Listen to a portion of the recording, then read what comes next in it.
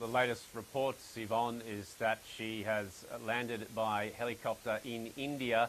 That's what some Indian media is reporting this evening. So this has been boiling for quite some time. In July, there were large-scale student protests against a quota for civil service jobs that would reserve 30% of those positions for family members of independence heroes and people who are basically the political establishment. And many young people, jobs are rather hard to come by, unemployment's a problem. They felt that this 30% quota was just very unreasonable. So that is what triggered protests in July, and the response by Sheikh Hasina's security forces was bloody, around 100 people killed.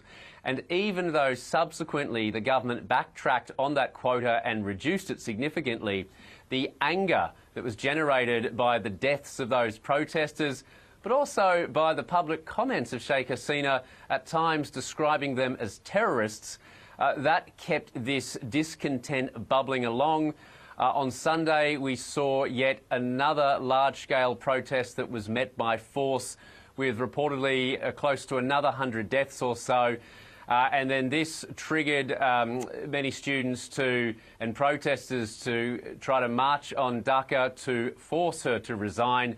This was despite a curfew, this was despite internet services being turned off, and yet here we have Sheikh Hasina leaving Bangladesh to scenes of jubilation by many in Dhaka this evening.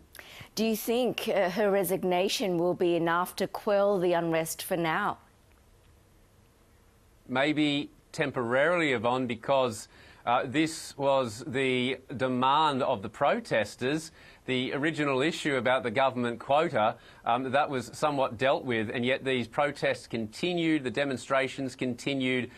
They saw a wider problem with the continuation of Sheikh Hasina's government. You have to remember, at the beginning of this year, in January, Bangladesh held elections which the opposition boycotted. They believe that these elections were widely farcical. So for this reason, there's been a lot of discontent with her government for some time, and her leaving should at the very least, in the short term, bring an end to the protests. But then you have the military talking about an interim government. Obviously, Bangladesh is now entering a new period of instability. Bill, thanks for that update.